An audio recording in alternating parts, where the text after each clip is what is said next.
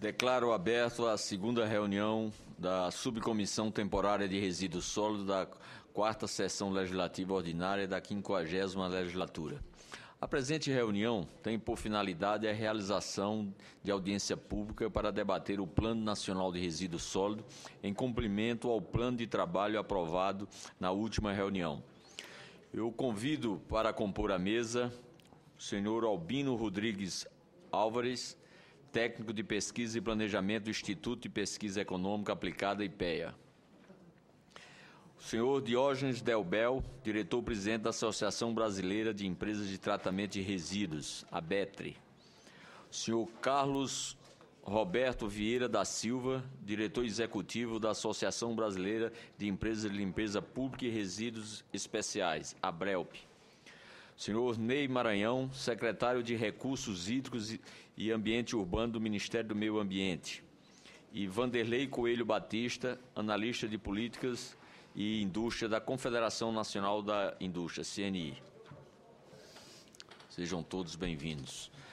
Antes de iniciarmos, informo que foram encaminhados pelo senhor Albino Álvares do IPEA 11 publicações de que tratam de pesquisa a respeito do resíduo sólido e o diagnóstico do setor para distribuição aos membros da subcomissão.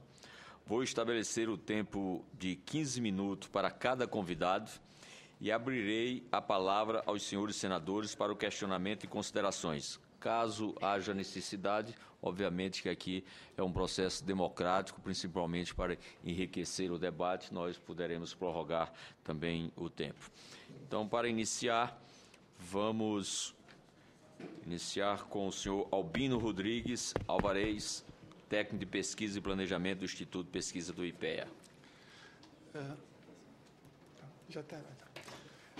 Bom dia a todos, bom dia na pessoa de Vossa Excelência, o senador Cícero Lucena. Eu cumprimento a todos os presentes, as autoridades públicas, privadas. Tá ligado aqui? É um grande prazer para o IPEA, mais uma vez, estar representado nesse debate em que nós estamos, desde o início, desde o lançamento do Plano Nacional de Resíduos Sólidos, estamos aí em parceria, em especial com o Ministério do Meio Ambiente, acompanhando esse trabalho, que eu nem diria de Hércules, mas de vários Hércules, que é, de alguma maneira, melhorar significativamente o tratamento, tratarmos o nosso lixo com mais carinho, eu diria assim, seria um dos grandes objetivos, a partir do qual nós poderíamos gerar renda, aumentar a dignidade humana dos trabalhadores envolvidos na questão, um avanço civilizatório muito importante, com consequências para a saúde.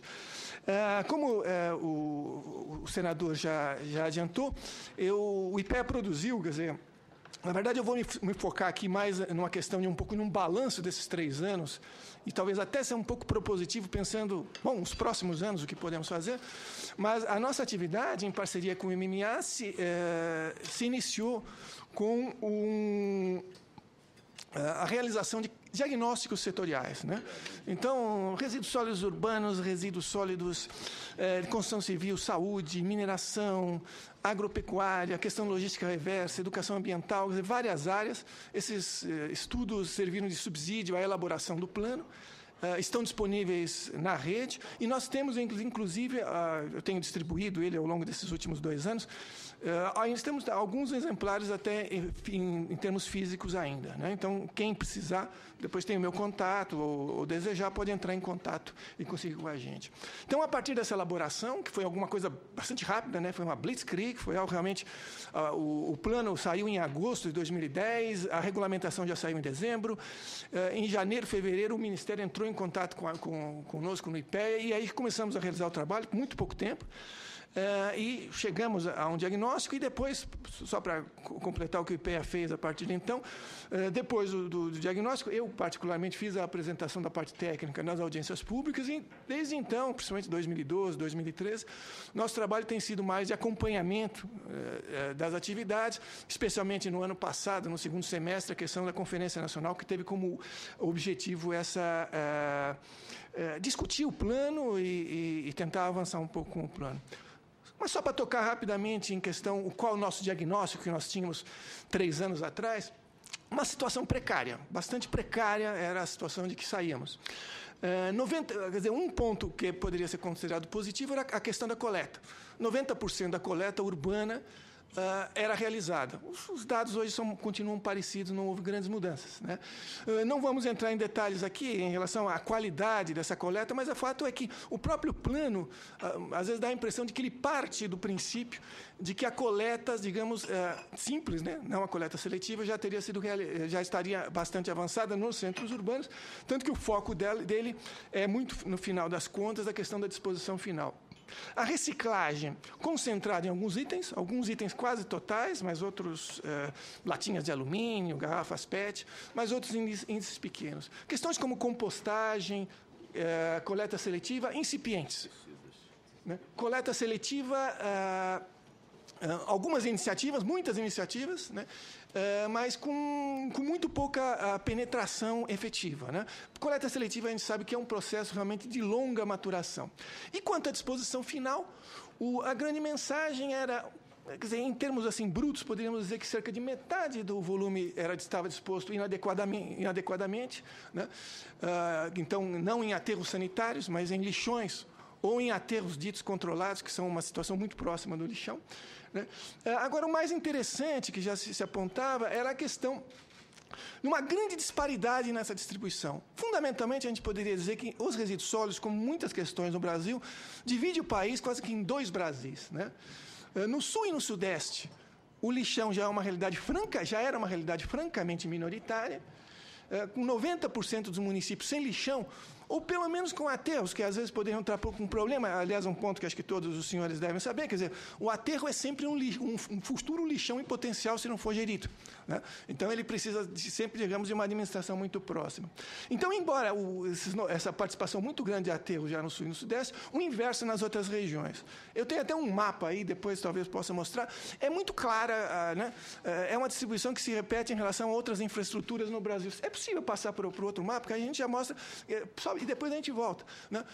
Se repete em questão de saneamento básico, em infraestruturas no Brasil em geral, né? Quase que dois Brasis, colocando São Paulo, o Sul, a parte sul de Minas Gerais e o Rio de Janeiro, o Sudeste, mas o norte de Minas já tentando, de alguma maneira, fazendo parte de uma outra realidade, né? Contrapondo realidades bastante díspares. Dá para colocar com...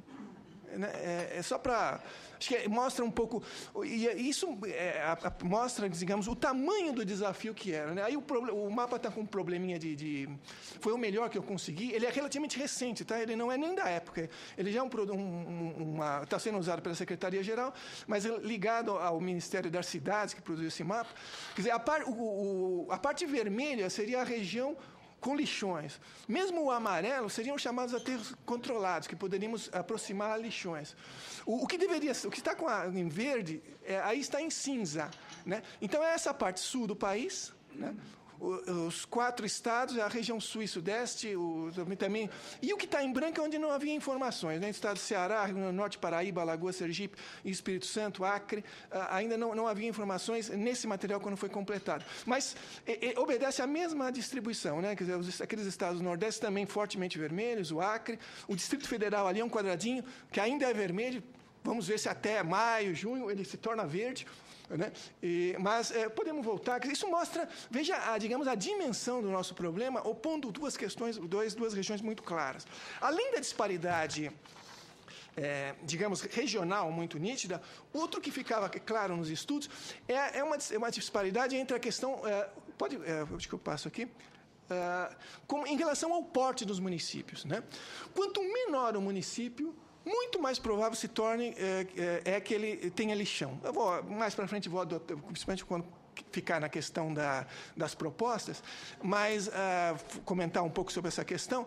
Mas um pequeno município, especialmente isolado, né, isolado de uma região metropolitana e isolado em um conjunto de regiões de outros municípios próximos que eventualmente possam constituir, por exemplo, um consórcio para aumentar, né, a escala da produção de resíduos, entre outros, talvez um dos primeiros motivos de cara, ele enfrenta o alto custo na tentativa de construção de um aterro. O aterro sanitário é um tipo de infraestrutura que tem um grande retorno de escala. Nos nossos estudos aqui a gente mostra um aterro pequeno, e um aterro pequeno pode ser um aterro de 100 toneladas, um aterro de um município de 80, 100 mil habitantes. Ele tem, às vezes, custos de disposição, nos estudos que nós fizemos, o dobro de um aterro grande, de um aterro de 500 toneladas e um aterro de 1.000 toneladas. É muito complicado. Os municípios pequenos têm, proporcionalmente, inclusive, orçamentos menores, né? Então, enquanto um município grande e rico da região sul e sudeste pode ter um peso de 3% em cima do seu orçamento público,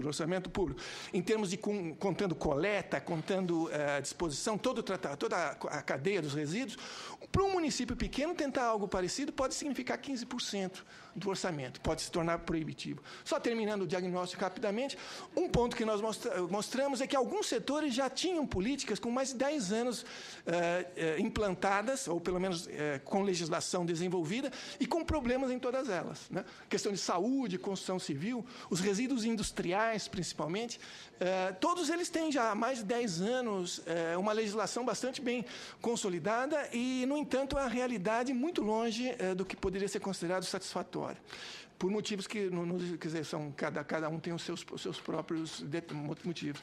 Como conclusão, né, a gente chegava à conclusão, na época, que a lei é muito moderna, bem redigida, não faria reparos, né?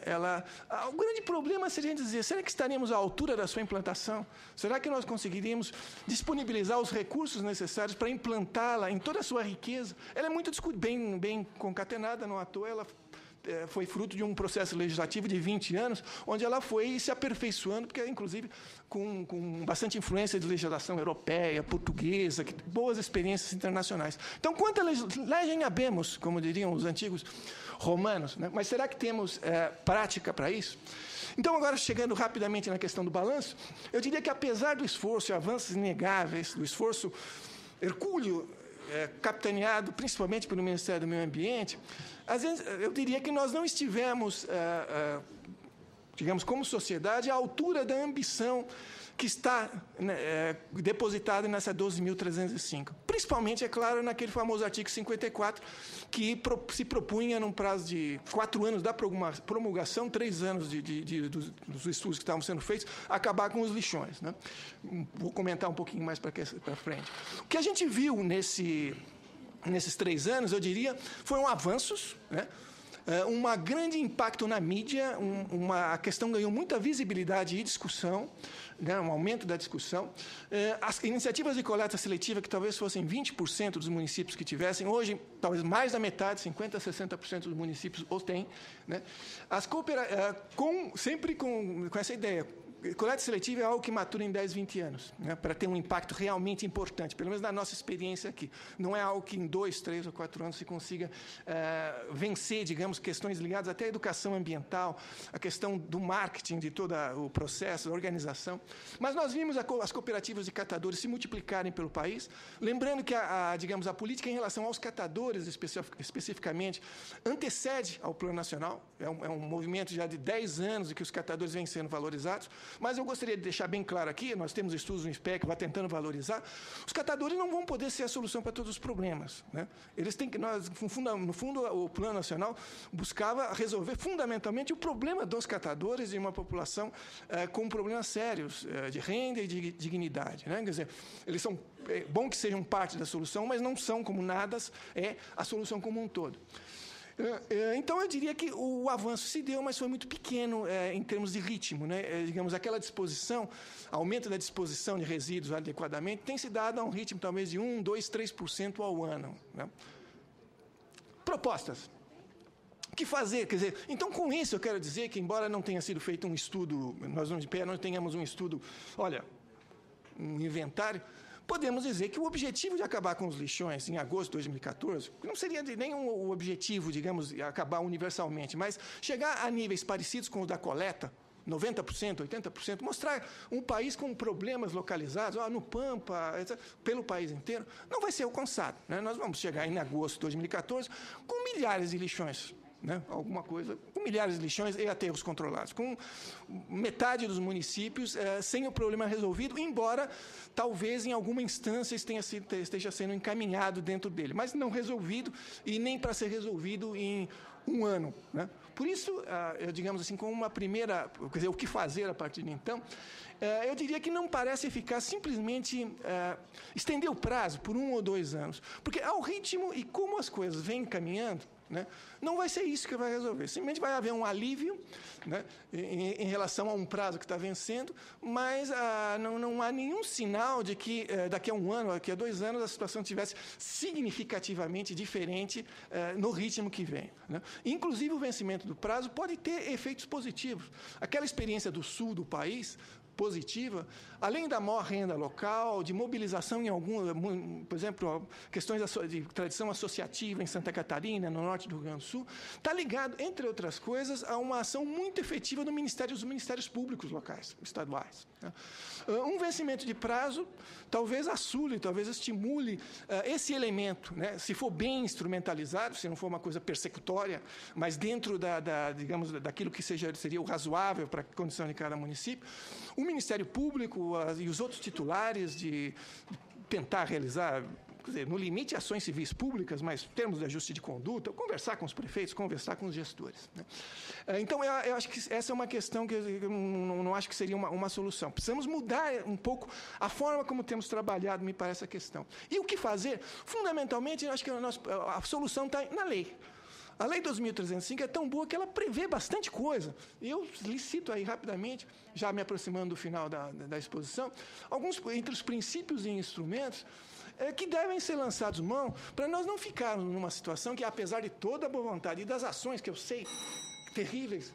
Quero lhe tranquilizar que, por questão de organização das comissões, quando falta 1 minuto, então essa campanha ainda tem 1 minuto, mas eu já vou de imediato prorrogar para que o senhor possa... Eu possa terminar, é coisa que eu às vezes me alongo um pouco. Mas então, entre os princípios, quer dizer, não devemos ficar, então devemos sair um pouco dessa posição de achar que em 4 anos poderia se resolver o problema dos resíduos sólidos no Brasil em termos da disposição, seria fundamentalmente achar que, olha, os municípios já detêm a estrutura, os recursos necessários. Isso não é verdade, né? Sendo assim, entre os princípios, eu vejo, por exemplo, alguns incisos, como o 6, cooperação entre diversas esferas do setor público, setor empresarial e demais segmentos da sociedade. Eu senti o processo todo muito do lado do governo federal, muito na mão do Ministério do Meio Ambiente, e do lado, digamos, dos entes federativos, muito na mesa do gestor público municipal. E o gestor público municipal, especialmente nos pequenos municípios, dispõe de muitos recursos técnicos, financeiros, e como eu já comentei, até muito pouca possibilidade, um município de 20, 30 mil habitantes, tem muito pouca possibilidade de ele autonomamente resolver o seu problema. Às vezes ele não dispõe da escala, né? E com 30 mil habitantes, nós temos mais de 3.500 municípios no Brasil. Se temos 5.665 municípios, esses 665, todos eles têm mais de 50 mil habitantes. Os 5 mil restantes são municípios que eles não têm, se não estiverem dentro de uma região metropolitana, que a maior parte não está, eles não têm, digamos, como autonomamente chegar a uma solução. No inciso 9 fala em respeito às diversidades locais e regionais, né? Então, lembrando um pouco naquele mapa, não precisamos voltar nele, vamos pensar na questão da Amazônia, né? Eu estava comentando aqui com o pessoal, o município de Altamira, por exemplo, mas existem municípios com uma situação não tão grave, né? Grave em termos de tamanho, então, tem quase o dobro da área de Portugal, né? E Portugal demorou 10, 15 anos para ter um resultado realmente importante, com uma população e uma renda várias vezes superior a uma renda per capita, né? E nós temos muitos municípios na Amazônia, por exemplo. Quando a gente fala em consórcio municipal, o pessoal ri, porque realmente, às vezes, é uma semana para chegar juntar 2, 3 municípios. O semiárido é outra região problemática, né? Porque, às vezes, com pouca disponibilidade ou com pouca fartura de infraestrutura, por exemplo, de transporte, que é mais rica entre o Sul e o Sudeste, e é um dos motivos da possibilidade que, por exemplo, que o Rio Grande do Sul hoje resolve o problema dele, ou tenta resolver, com 3 ou 4 grandes aterros privados, e os resíduos passeiam pelo Estado, 100 quilômetros, 200 quilômetros às vezes, né? São soluções que não são muitas vezes possíveis. O princípio 11 é a razoabilidade e a proporcionalidade. Eu diria que Não foi razoável, desde o primeiro momento, imaginar que em 3 anos nós poderíamos, naquelas disposições transitórias lá, ter toda eu sei que metas são importantíssimas, né? Mas essa meta realmente foi uma meta fora das nossas condições. Em relação aos instrumentos, planos de resíduos sólidos, não preciso dizer a dificuldade que foi a elaboração dos planos municipais, que está sendo, os planos estaduais, mesmo o plano nacional, embora tenha sido elaborado, a dificuldade que está sendo a decretação. Então, não é algo tão elementar assim, um plano vir à luz. Eu diria até que é um lado até meio positivo, que não tantos planos municipais estejam hoje publicados ou presentes, porque não faltou, certamente, em nenhuma prefeitura do Brasil, uma empresa que batesse a porta disposta a elaborar o plano e também provavelmente já por conta do plano, fornecer, digamos, a tecnologia. Em muitas reuniões, audiências, eu mesmo fui muitas vezes abordado, né, quer dizer, claro, o setor de resíduos sólidos é um setor que gera muita renda, então, por trás de tudo isso, nós estamos pensando, estamos com uma disputa de interesses absolutamente ilegítimos entre quem vai se apropriar dessa renda que vai ser gerada com a melhor disposição dos resíduos sólidos no Brasil e também quem é que vai pagar a conta, fundamentalmente. O último instrumento que eu falo, os incentivos fiscais, financeiros e creditícios, né? Sem dinheiro, e muito dinheiro, na casa de bilhões de reais, nós não vamos conseguir sair dessa situação, né? Então, isso faltou, né? Os recursos, quer dizer, dinheiro de verdade, podemos dizer assim, não apareceu, né? Eu diria até que em 2012, por exemplo, na véspera da Rio+20, eu tinha informação que estava na expectativa que ia sair uma espécie de pacote, uma espécie com recursos para a área, de créditos, financiamento, etc. Bom, se espera até hoje. Então, continuando, acabando as propostas, quer dizer, acho que a gente deveria, pelo menos aqui, entrar na Corporis, e na verdade, eu já comentava isso há uns 2 anos e meio atrás, mas a desproporção meios e fins entre os objetivos e o que buscávamos era muito difícil, né? E obstáculos eram vários, né? Quer dizer, a questão dos planos, a constituição de consórcios municipais. Nós não temos uma tradição no Brasil de governança intermunicipal em que seja simples municípios, 10, 20 municípios de uma determinada região, se organizarem. Isso demanda tempo, por razões econômicas, políticas, muito difíceis de chegar lá. Sobrecarga para o gestor público municipal, especialmente os pequenos. Custo de operação e técnica. Custo é tanto maior quanto menor o tamanho, as distâncias envolvidas, a diversidade de paisagens e a disponibilidade de pessoal técnico. Será que temos pessoal técnico para operar tantos aterros? Né? Eu tive algum tempo atrás, me levantaram o problema dos pessoal técnico em Pinheiros, em São Paulo, a 2 quilômetros da Universidade de São Paulo. Se lá se levanta o problema na cidade de São Paulo da disponibilidade de pessoal técnico, imagine, não precisamos nem sair muito longe dos grandes centros urbanos. Então, essa é, no fundo, já chegar no final. Precisamos de efetiva cooperação entre os entes federativos, maior participação dos estados, créditos precisam ser liberados, fundamentalmente pelo governo federal, e financiamento. Precisamos pensar, que aliás é parte do nosso estudo no IPEA, uma coisa é você dispor dos resíduos sólidos, conseguir a infraestrutura, mas depois você precisa mantê-la. E, para isso, o ideal é que os municípios cobrem, por exemplo, no IPTU, claramente, sobre o lixo. Isso é nossa, digamos, do ponto de vista econômico, porque até induz a que se melhore a eficiência do processo. Atentar para as particularidades municipais, né? A principal é essa questão do tamanho do município. Eu até proporia, não tenho nada assim elaborado, talvez possa ter um pouco mais para frente, mas precisamos estabelecer uma linha de corte e tratar quem é desigual de forma desigual.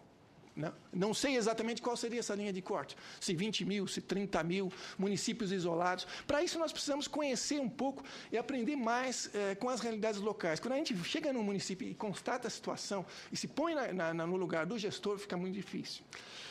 Aproveitar as experiências positivas, em especial as negativas da região sul e sudeste, né? O sul e o sudeste tem muito a ensinar para o país, não que vai reproduzir o que você fez lá, mas muita coisa, principalmente errada. Uma coisa muito errada que se fez inicialmente foi, por exemplo, tentar construir um aterro por município. E isso eu percebi em alguns lugares, municípios, algumas iniciativas, algum município que de repente tem algumas condições. Precisamos aproveitar essas experiências e adaptá-las às condições de cada local. Aproveitar também as boas experiências dessas próprias regiões, né? Existem mesmo nessas regiões, às vezes, mais problemáticas. Por exemplo, existe agora me lembrando, aproveitando que o senador Cícero Lucena é da Paraíba, em Bonito de Santa Fé, ali para frente de Cajazeiras, existe é um município com 10 mil habitantes, e tenta fazer alguma coisa, tanto na questão de aterros sanitários, como de cooperativa de catadores, poderia ser replicado, ou se não ser replicado, ou ajudado, ou apoiado, mostrando que é possível, né? Quer dizer, é possível você ser um pouquinho mais ambicioso, apesar de, aparentemente, e de saída, as suas condições serem muito negativas.